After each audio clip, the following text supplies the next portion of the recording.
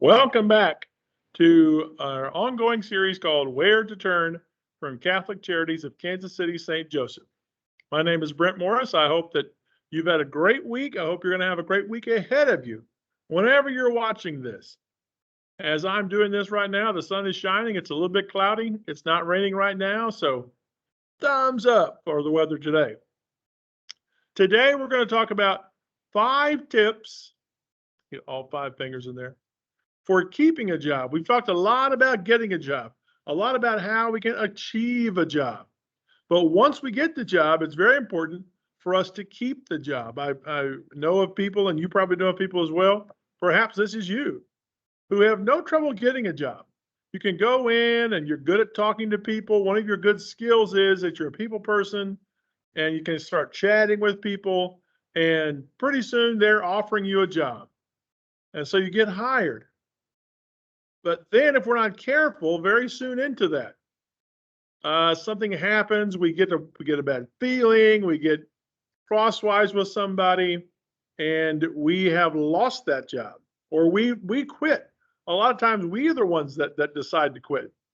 And it just goes on and on and on. You might have had, I know people that have easily had 10 jobs in 10 years or more than that. Maybe they've had 15 jobs in that time. And I'm not talking about temporary jobs. I'm not talking about going to a temporary service, being sent out to different places. I'm talking about jobs you go in and you start working full time, and it just doesn't work out. So how can we keep those jobs? Here at Catholic Charities, we're interested in you getting a job, certainly. We want to get you employed, but we want to keep you employed. We don't want you to just have a job you work for a minute and then go something else. We want you to get a career if possible, something that you can latch onto, and that you can use that as a springboard to all sorts of different things. If you have a good career, then you're freed up from your worry about money. You're always going to be concerned about it, but it's not your number one worry anymore because you have a good career and it's coming. You have money coming in. That frees you up to think about other things you can do, service projects, starting a business of your own, going back to school, lots of just everything, traveling, whatever you want to do. But you have to have that anchor first, and that job, that career is what we can use for that. So the first thing to do to keep your job, this is number one, no matter what job we're talking about. And we talked a little bit about this last week in tips for getting a job and an interview. So and difficult questions. The first thing that we want to do, number one, is show up on time every day. Seems basic, seems like the most basic thing I could say. But a lot of times, the most basic thing becomes the hardest for us somehow. The one that shouldn't trip us up at all ends up tripping us up. And I've mentioned this before in previous videos, but a survey was done in St. Joseph, Missouri in 2017, very end of 2017, beginning of 2018. 100 different employers up there were asked, why did they let somebody go in 2017?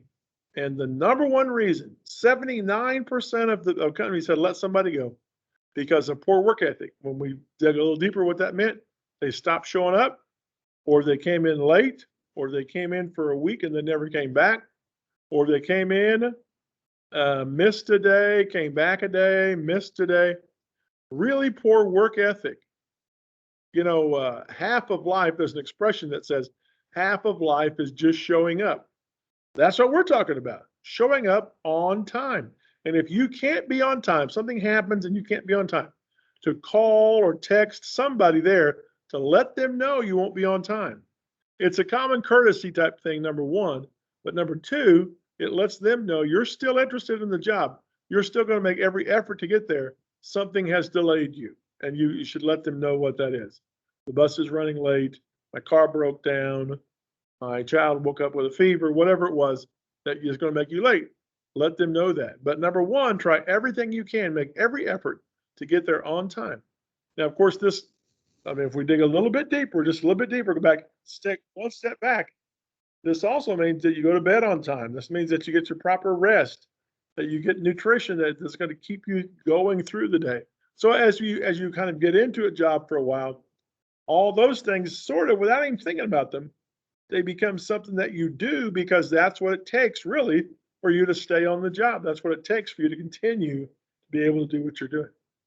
All right. The second thing, after you're being there on time, is also sort of basic. It's sort of obvious in a way, but it that's not always what we do. And that is to be positive, to be an encouragement to other people when you're there. In survey after survey after survey of people who have quit jobs, not people who got fired, we talked about before, but this is people who have quit jobs voluntarily. Over and over, they ask, why did you quit that job? And now, if you just ask some people, most people would say, well, because of money, I bet. They didn't get paid enough money. That's never come in first in any of the surveys I've seen, and I've looked at these for the last 20 years. Number one, always, is that I didn't like the atmosphere or the situation, the attitude I was working in. A negative, or sometimes called toxic work environment, is always the number one reason people leave a job voluntarily. Some people leave because of work, don't get me wrong.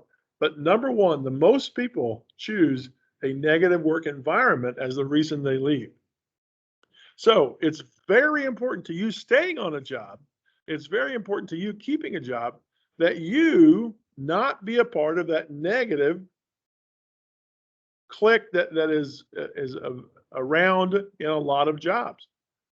I worked for a long time for a state government, and there was different offices that I supervised, and at different offices at different times there'd be a negative group get together.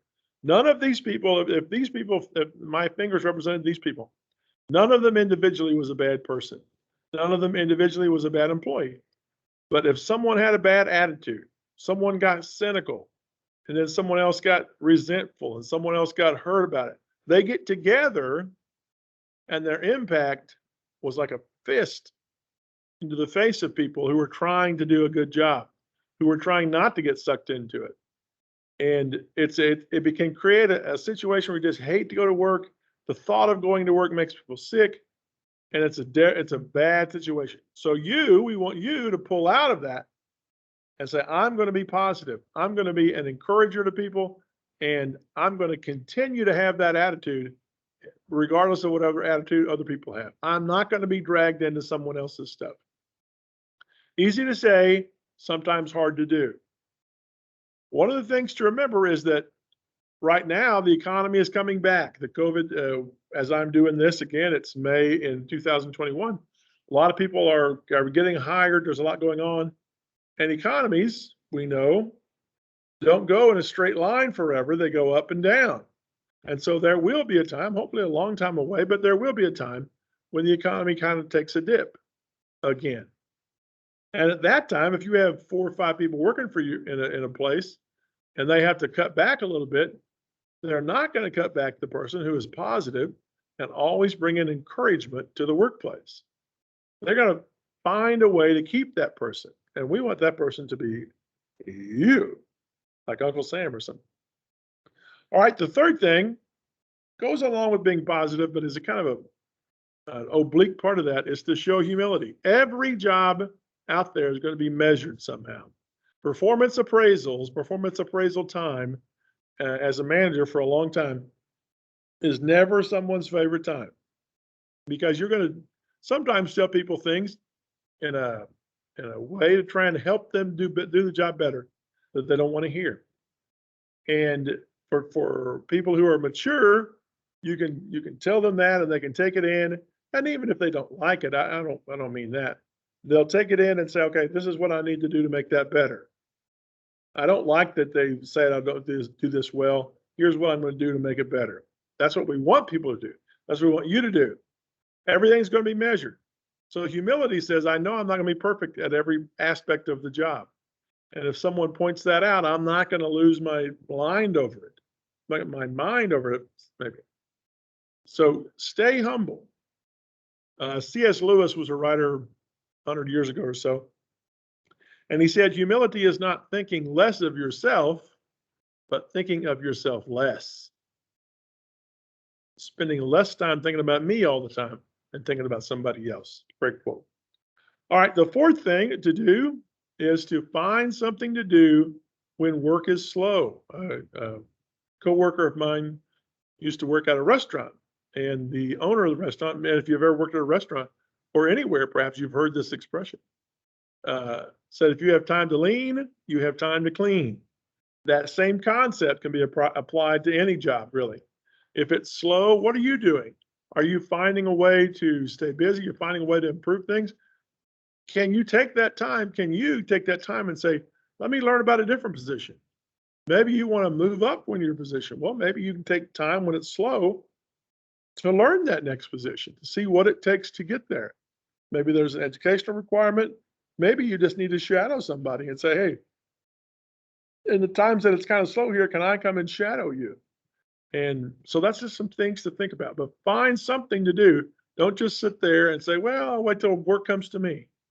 It does not look like you're a self-starter, which would prove that you weren't. So we want you to be that. And the fifth thing is this: go above and beyond every day. Now you say, wait a minute. How do I go above and beyond? I have job expectations. And if I meet those job expectations, isn't that what I'm looking for? To go above and beyond, there's a kind of a sort of a trick question.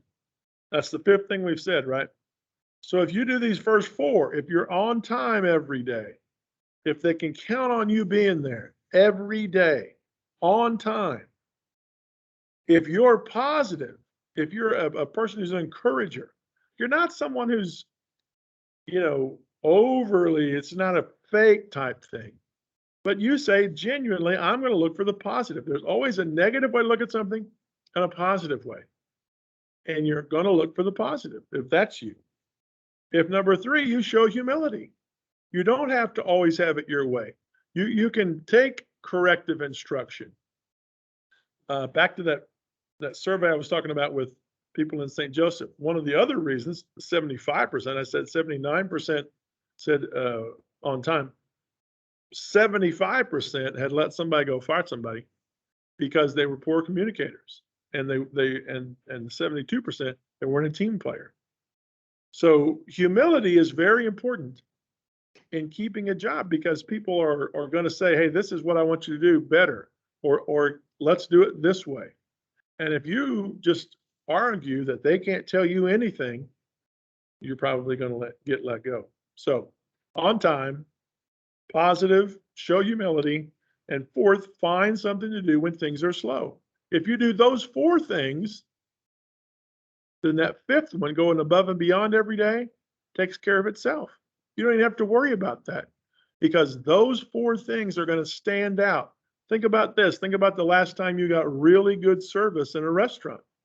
When somebody really was attentive to you, but not overly attentive, they gave you good information, they were accurate in what they said.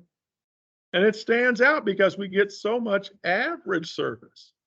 Not bad, not someone who's rude necessarily, but just kind of average. It's not really there. They kind of come by. I remind you that I need something to drink. I remember that salad that we ordered. But other people who stand out are those who have taken care of all that, because they're paying attention to what they're doing.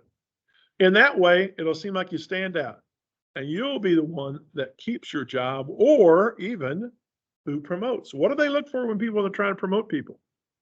I know a cynical way of looking at it is they're just people they like, or just people they know. Maybe they're looking for those five things we talked about.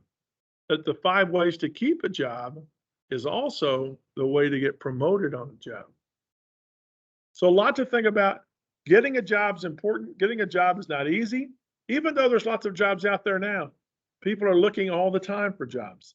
And part of it is how we look. And I would encourage people to come by every Tuesday at Catholic Charities at 4001 Blue Parkway. At 10 o'clock, we do a workshop that talks about a lot of the things I've talked about here, but then a bunch of other stuff.